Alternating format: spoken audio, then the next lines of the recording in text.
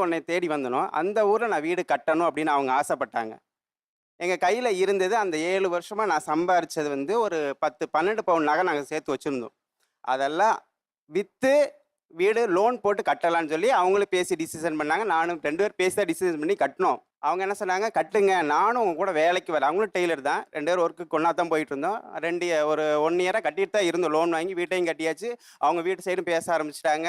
எல்லாம் ஓகேவா நல்லா போயிட்டு இருந்துச்சு. 1 இயர் கட்டிட்டோம். திடீர்னு அவங்களுக்கு உடல்நிலை சரியில்ல. 3 மாசமா அவங்க வேலைக்கு போக முடியாத சூழ்நிலை.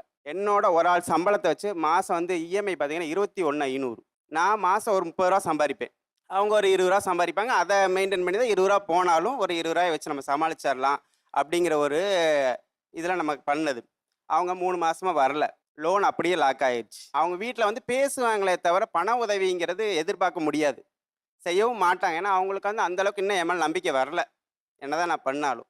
அவங்களுக்காக அத ரிஸ்க் எடுத்து எல்லாம் நான் பண்ணி கடைசியில இருந்ததெல்லாம் வித்ததும் போக, வீடும் கைய விட்டு போயிருச்சு. நான் கன்டினியூவா வேலைக்கு போறனால எனக்கு என்ன ப்ராப்ளம் வந்துச்சுன்னா, இந்த 2 கட்டை விரல்ல இருக்க நரம்பு வந்து வீங்கிருச்சு. டாக்டர் என்ன சொல்ட்டாங்கன்னா, "நீங்க வந்து டெய்லரிங் வேலைய மாத்துங்க. அந்த வேலைய ஹெவி ஒர்க்கே பண்ணக்கூடாதுன்ட்டாங்க." அதே வேலைய செஞ்சாலும் ஒத்துழைக்க மாட்டேங்குது. இப்ப லோன் போட்டு அவங்களோட நகை போனதும் போச்சு. என்னோட 7 வருஷ உழைப்பு மொத்தமா போச்சு.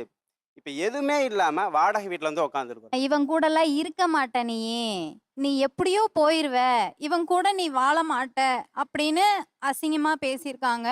அந்த இடத்துல நான் இவர் கைய புடிச்சு அந்த ஊருக்குள்ள நடக்கணும் அப்படின்னு நான் நெனச்சு தான் பண்ணுனேன். ஆனா வந்து இவர் உழைப்பும் போய் அந்த வீடு என் கைய விட்டு போனது இன்னைக்குமே என்னால ஏத்துக்க முடியல. இன்னும் நான் சைன் பண்ணல அதுல.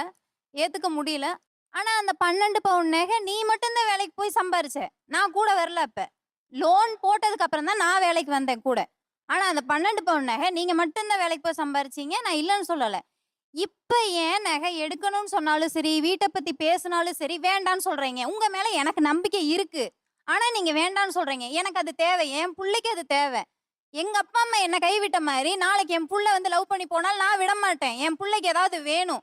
கண்டிப்பா என் புள்ளைக்கு வீடு வேணும். அந்த 7 வருஷத்துல நாங்க வந்து பார்த்தீங்கன்னா, ஒரு ரவுண்டுக்குள்ள வாழ்ந்தோம். மளிகை ஜாமான் நகைன்னா ரூ. 500 வாங்குவாங்க. அந்த வீக்கு ஃபுல்லா ஓட்டுற மாரி. அதில ரூ. 400 ஜாமான் ரூ. 100 பாலுக்குன்னு வச்சுக்கோங்க. அப்படிதான் அவங்க அந்த அளவுக்கு சிக்கன் பண்ணுவாங்க. வெளியில ஹோட்டல்ல சாப்பிட போல அந்த அளவுக்கு சிக்கன் பண்ணி எல்லாம் பண்ணிட்டேன். இப்ப வீடு மொத்தமா போச்சு. மறுபடியும் நீ அதே டாபிக்ல வந்து, மறுபடியும் நம்ம வாழக்கூடிய வாழ்க்கைய நீ ஏன் ஸ்பாயில் பண்ண பார்க்குற? கொஞ்ச நாளாவது நம்ம என்ஜாய் பண்ணவே இல்ல கல்யாணம் முடிச்சு. அப்ப நம்ம குழந்தைக்கு என்ன பண்றது? கல்யாணம் முடிச்சு நெக்ஸ்ட் மந்த்தே பாப்பா கன்ஃபார்ம் ஆயிட்டாங்க. நம்ம இதுவரைக்கும் ஒரு ஹனிமூன் கூட போனதில்ல. ஒரு வெளியில எங்கேயும் ஒரு ட்ரிப் கூட நம்ம போனதில்ல. அந்த அளவுக்கு நம்ம சிக்கனமா பார்க்குறவங்களுக்கு நம்ம ஆடம்பரமா தான் தெரியும். ஆனா எவ்வளோ சிக்கனமா இருக்குன்னு நமக்கு தெரியும். அப்படி இருந்து எல்லாத்தையும் இப்ப மிஸ் ஆயிருச்சு. மறுபடியும் நீ அந்த வட்டத்துக்குள்ள போய் மாட்டணும்னு நினைக்கிற? கல்யாணம் எவ்வளவு வருஷம் ஆச்சு உங்களுக்கு? 8 வருஷம். 8 வருஷத்துல ஹனிமூனுக்கு கூட போனதில்ல. வெளில சந்தோஷமா ஒரு இடத்துக்கு போனதில்ல. ஆனா, நீங்க ஒரு லட்சியம் வச்சிருக்கிறீங்க. கரெக்ட்டுங்களா? ஒரு வீடு என்னால வாங்கி அத விட்டு வெளிய வர இல்ல முடியல. இல்லம்மா. அது கரெக்ட்டு. அதாவது உங்கள அசிங்கப்படுத்துற இடத்துல நாம நின்னு வாழ்ந்து காட்டணுங்கிற வைராக்கியம் எனக்கு தெரிஞ்சு எல்லா குடும்பத்திலும் எல்லா பெண்கள், ஆண்களுக்கு எல்லாருக்குமே இது இருக்கு. ஆனா, அத செய்யறதுக்கான திட்டமும், வழிமுறைகளும் சரியா இல்லாம, வெறும் ஒரு எமோஷனல் டிசிஷனா மட்டும் அத வச்சிருக்கும்போது, நீங்க வெட்டுற குழிங்கிறது வந்து உங்களுக்கான பாதுகாப்பா இருக்கணுமே தவிர, நீங்க அதிலே போய் விழுந்துக்கிறதா எப்படி இருக்க முடியும்? இப்ப நானும் வேலைக்கு போகாம சும்மா இல்லைங்க சார். வீட்ல சும்மா இல்ல. சீ, நான் அத சொல்லல வரல. அவர் என்ன சொல்றாரு, ஒரு வீடு வாங்கணும்னா அட்லீஸ்ட் ஒரு ஏதாவது ஒரு சீட்டாவது போடலாமே. நம்ம அந்த அளவுக்கு யோசிக்கலைன்னா ஒரு சீட்டாவது போடலாம். ஒரு நகை ஒண்ணுமே இல்ல. பாப்பாக்கு 6 வயசு ஆச்சு. ஏதாவது ஒண்ணாச்சும் பண்ணலாம். எது சொன்னாலும் வேண்டாம், எது சொன்னாலும் வேண்டாம்னா, இப்படியே இருந்துறலாமா? இல்ல, இந்த இல்ல. நீங்க வாழ்க்கையே ஒரு விஷயம் போதுமா? அவர் நல்லா கவனிச்சீங்களா? நான் லவ் மேரேஜ் பண்ணேன். நான் விரும்பி கட்டிக்கிட்ட ஒரு பொண்ணுகிட்ட இருந்து எனக்கு லவ்வே கிடைக்கல.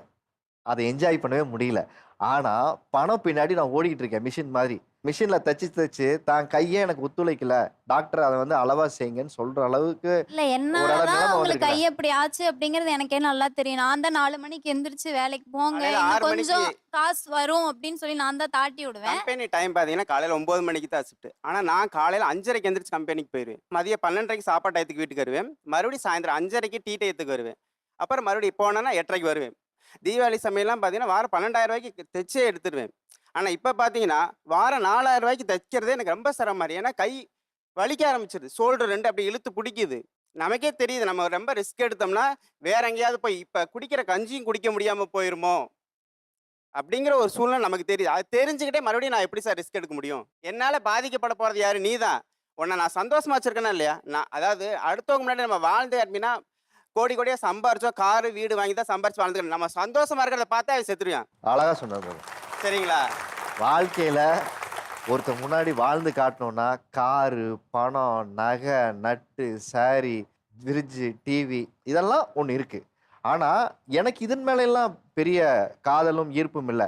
நான் காதலித்த மனைவியோட நான் சந்தோஷமாக நான் செலவழிக்கிற தருணங்கள் தான் எனக்கு பெருசா இருக்கு. அவளை சந்தோஷமா வச்சிருக்கிறேன். 3 வேளை சாப்பாடு போடுறேங்கிறாரு. இது உங்களுக்கு பெருசா தெரியலையான்னு கேட்குறேன். எனக்கு அது ரொம்ப பெருசா தான் இருக்கு. பின்னாடி திரும்பி பார்க்கும்போது புள்ளைக்குன்னு ஒண்ணும் இல்லாம போயிருமேன்னு எனக்கு கஷ்டமா பிள்ளையோட இருக்கு. ஃபியூச்சரை நீயே முடிவு பண்ற. அவ லைஃப் அவ வாழ்ந்து அவ ஜெயிச்சு வருவா. அவ மேல நம்பிக்கை இல்லையா உனக்கு? எனக்கு இதுக்கு ஒரு பதில் சொல்லுங்க. நீங்க ஒரு லவ் மேரேஜ் பண்ணியிருக்கீங்க. இப்போ உங்களுக்கு எக்ஸ்பிரஸ் பண்ணணும் அப்படின்னா பொருளாதாரத்தை தாண்டி உங்களுக்கு காதல் மேலோங்கி இருக்கிறத நான் பார்க்குறேன். மேரேஜுக்கு முன்னாடி எப்பவுமே ஒரு ஸ்வீட் எபிசோடு ஒன்று இருக்கும். காதல் மனைவியிடம் நம்ம பேசுகிற விஷயங்கள் எல்லாமே ஒன்று இருக்கும். அதுக்கப்புறம் அந்த எபிசோடே காணாமல் போயிடுச்சுங்கிற அந்த ஏக்கமும் அந்த வலியும் உங்களுக்கு இருக்காது. நிறைய நாள் இருந்திருக்கு சார். இது ஊட்டி போகணும்னு ரொம்ப நாள் ஆசை. கொடைக்கானல் இந்த மாதிரி போகணும்னு நிறைய ஆசைப்பட்டிருக்கேன். நாங்கள் ஒரு ரெஸ்டாரண்ட் எடுத்து ஒரு வாரம் நல்லா தங்கி நாங்கள் 2 பேர் மட்டும் என்ஜாய் பண்ணணும் அப்படிங்கிற ஒரு ஃபீலிங் இருக்கு. எனக்கு வந்து பார்த்தீங்கன்னா கார் டிரைவிங் தெரியாது. ஆனால் கார் டிரைவ் நான் பழகி அவங்கள கூட்டிகிட்டு போகணும். இந்த மாதிரி அதை ஃப்யூச்சருங்கிறத தாண்டி இவங்களோட டைம் ஸ்பெண்ட் பண்ண நான் நிறைய ஆசைப்படுறேன். அவங்க கூடவே இருக்கணும்னு. அந்த அளவுக்கு ஒரு லவ் இருக்கு.